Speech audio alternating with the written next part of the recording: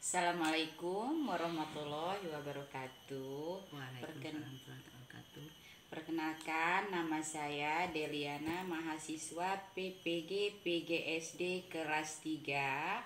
Sekarang saya mau wawancarai guru senior atau teman sejawat, yaitu Ibu Swatri SPD SDN 01 Bakung Udik. Di sini Bu, terima kasih Ibu sudah meluangkan waktu untuk saya wawancarain. Ini soal nomor 1 ya Bu Swatri ya. Iya. Saya ingin bertanya, pertama, mengapa peserta didik kelas 3 masih memiliki kemampuan menulis yang rendah? Baiklah Bu, saya akan menjawab pertanyaan Bu Liliana tentang siswa yang memiliki tulisan yang kurang rendah itu sebenarnya harusnya dari awal Bu. Dari nol, dari kelas 1. Nah, memang dari kelas 1 itu harus dididik. Kita harus mendidik anak-anak itu harus dengan cara tangannya harus kita pegang Bu Deliana. Nah, itulah cara kita mendidik anak-anak. Mungkin waktu mereka di kelas 1 ada juga belum paham sampai di kelas 3. Nah, disitulah gurunya juga belum paham pas anaknya sampai di kelas 3. Nah, itulah kekurangan anak didik kita Bu Deliana. Ya, terima kasih Bu. Saya akan lanjut ke soal nomor 2 ya Bu ya. Iya, iya. Kemudian, mengapa kemampuan dasar berhitung anak didik masih kurang atau rendah Bu?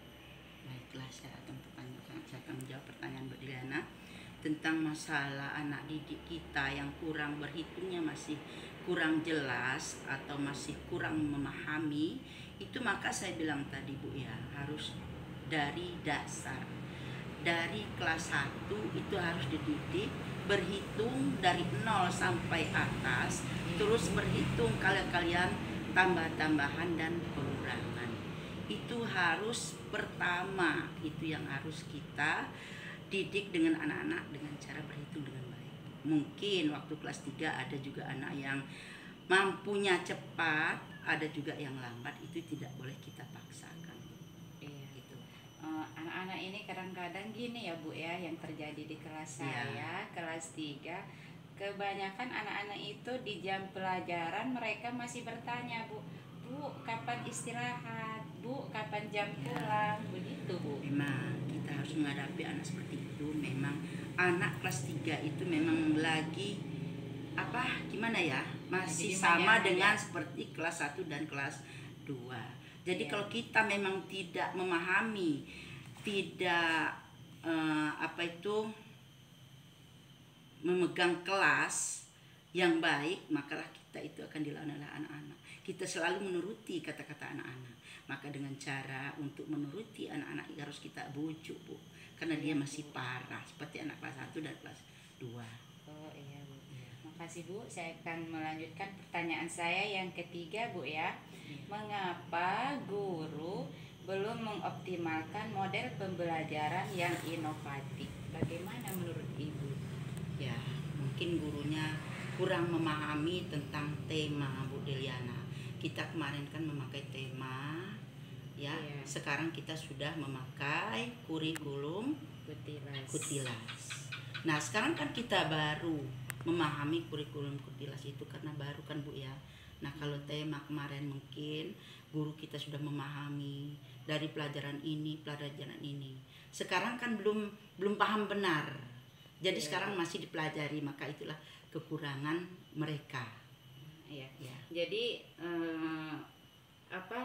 memang ada perbedaan ya Bu ya di antara pelajaran kurkumer sama Kutilas itu, cara Ya. penyampaian kita dengan anak-anak didik kita. Ya, memang seperti itu. Dikarenakan Kutilas sekarang ini kan mana yang pelajarannya sama dengan kurikulum Merdeka itu harus disesuaikan dengan pelajaran itu, harus kita praktekkan Bu di depan. Oh, iya. Nah, kalau yang kemarin itu tidak seperti itu, hanya menjelaskan, memberi pelajaran, selesai. Oh iya Bu. Ya. Ini saya lanjut lagi ya Bu ya. Ya. Penyebab mayoritas siswa belum mampu menjawab soal-soal host order think skill. Itu sebenarnya tergantung dengan wali kelas. kalau kita menjawab ataupun membaca soal Bu Deliana, itu harus kita jelaskan pertama, terus kita beri jawaban. Kita beritahu kepada anak didik kita menjelaskan, terus kita kasih jawaban. Mereka itu harus kita suruh menulis ataupun kita suruh beri tanda jawaban yang soal yang kita baca tadi, Bu. Nah, maka dia akan paham. Mungkin ada juga anak yang cepat paham, mungkin ada juga anak yang kurang paham. Nah, kalau mereka sudah paham, kita menjelaskan, baru kita kasih lagi soal, Bu. Kalau dia sudah paham, udah ditulis, oh dia pasti mikir, inilah jawaban yang Ibu berikan tadi. Nah, itu. Jadi kita itu harus banyak harus banyak bercerita juga, Bu, ya, dan biar anak tidak jenuh. Iya. Biar anak tidak mengantuk. Ya. Ini saya lanjutkan soal yang nomor 5, Bu ya, yang terakhir, Bu ya, ini ya. Penyebab orang tua, ada beberapa orang tua kurang terlibat dalam pendidikan anak di sekolah. Baiklah, Bu Del. Tentang pendidikan kita ini, tentang wali murid yang kurang memahami atau yang serah terima kepada kita guru ini, mungkin mereka sudah percaya diri kepada kita bahwa anak mereka itu akan jadi orang yang baik, yang pintar, sudah tahu apa-apa. Jadi sebagaimana mungkin kita harus berusaha supaya anak itu bisa, Bu, ya, bisa memahami tentang pelajaran, bisa memahami tentang kehidupan sehari-hari. Nah, mungkin orang tuanya ada yang sibuk kerja, begitu juga yang laki-laki. Apalagi di kampung kita, di desa ini kan, Bu ya, banyak ini petani. Jadi banyak sibuk gitu modelnya. Nah, itu saja, Bu Del. Mungkin kita juga tidak bisa memilih, tidak bisa menyalahkan mereka. Jadi walaupun bagaimana, sesulit apapun, itu memang kewajiban kita sebagai guru. Nah, itu saja, Bu Del, yang penyampaian dari saya. Karena yang sering terjadinya seperti itu, Bu Suwatri, di sekolahan saya. Kadang-kadang orang tua itu kalau anaknya ribut, saya panggil, saya kasih surat, kadang-kadang tuh nggak mau datang, Bu, ke sekolah orang tuanya itu. Karena semuanya sudah diserahin dengan kita guru gitu. Memang benar, kalau ada apapun itu ataupun mereka berkelahi apapun saja, kalau bisa anak itu jangan bisa ke sekolah wali muridnya. Kalau bisa kita selesaikan bersama. Nah, kalau kita memang bisa juga minta wali muridnya ke sekolah, kalau enggak kita yang ke rumah mereka. Kita cari solusi yang terbaik buat dia. Iya.